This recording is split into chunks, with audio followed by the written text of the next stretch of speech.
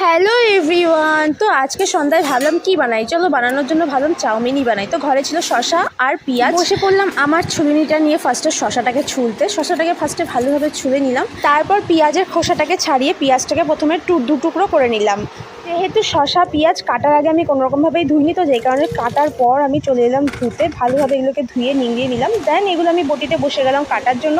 শশাটাকে প্রথমে গোল গোল করে কেটে তারপর ওটাকে আলু ভাজার মতন কুচিয়ে নিলাম।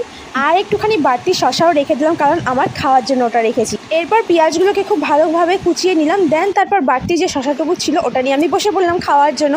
শশা বা গাজর যখনই ছুলি না কেন এক্সট্রা অংশ আমি রেখে দিই, যাতে পরে খেতে পারি ওটাকে। মেলা থেকে আনা আমার কাছে ছিল কটা খোসা ছাড়ানো বাদাম, তো যেটা খুবই নষ্ট হয়ে যাচ্ছিলো। তো ভাবলাম কী করি, চাউমিনই দিয়ে দিই, তার জন্য ছুলতে বসে গেলাম। আর এরপর যেই কড়াইটাতে ভাবলাম চাউমিন রান্না করবো, তো কড়াইটাকে ফার্স্টে নিয়ে আগে জল দিয়ে ভালোভাবে 2 গ্লাস মতন জল ঢেলে কড়াইতে তারপর ওটাকে বসিয়ে দিলাম গরম হওয়ার জন্য।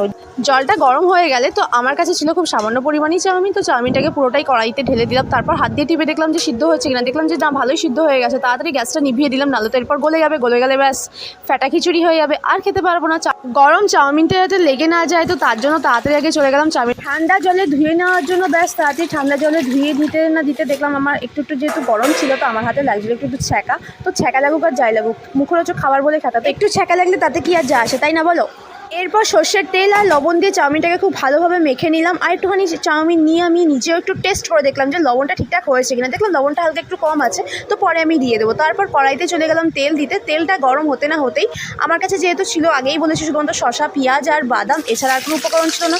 তো বাদামগুলো যেহেতু অনেকদিন আগেরই ছিল, যে কারণে অনেকটা নরম হয়ে গেছিলো, তাই ভাবলাম আগে ফার্স্ট অফ অল আগে ভেজে নেবো বাদামগুলোকে। দেন পেঁয়াজটাকে অবশ্যই ভালোভাবে ভেজে নিলাম। পেঁয়াজ ভাজতে গিয়ে দেখলাম শশা ভাজা হয়ে গেছে। লঙ্কার ঝুড়িতে কাঁচা লঙ্কা খুঁজতে গিয়ে দেখলাম এত গরমের মধ্যে লঙ্কাগুলো আর সবুজ নেই, সব লাল হয়ে গেছে। তো যে কারণে পাকা লঙ্কায় দিতে হলো। তো পাকা লঙ্কার পেঁয়াজটাকে ভালোভাবে ভেজে নিয়ে দেন চাউমিনটা একটু হলুদের গুঁড়ো, আর যেহেতু লবণটা আমি আগেই বুঝতে পেরেছিলাম যে একটু যেন কম হয়েছে, যে কারণে স্লাইট একটুখানি লবণ দেওয়ার পর ভালোভাবে নাড়িয়ে দিয়ে ভেজে রাখা বাদাম আর সসের কিচাপ একটুখানি দিয়ে দেন একটুখানি চিনি দিয়ে ভালোভাবে চাউমিনটাকে নাড়িয়ে দিলাম। এতে চাউমিনটা একটু ভাজা হয়ে গেছে। চাউমিনটাকে নামিয়ে দিয়ে সন্ধ্যাবেলা যেহেতু চায়ের নেশার জন্য বসিয়ে দিলাম 1 কাপ চায়ের জল। আর চাউমিনটাকে ভালোভাবে শসা সস স্যালাড দিয়ে রেডি করে নিলাম। চাউমিনটা দেখতে যা হয়েছে, খেতে তো লাজবাবই হবে নিশ্চয়ই, যেহেতু আমি বানিয়েছি বলে কথা, তা আবার এই গরমের মধ্যে হতে তো হবেই। তারপর চাও চলে এলো। উফ কি যে গরম, আর কি বলবো এই রান্নাঘরের মধ্যে। তো যাই হোক, এখন চাটা আগে খেয়ে নিই, পরে খাবো চাউমিন। তার আগে ফার্স্ট অফ অল আমি হাওয়া খেয়েছি। আজকের ভিডিও ভালো লাগলে অবশ্যই আমাকে জানিও।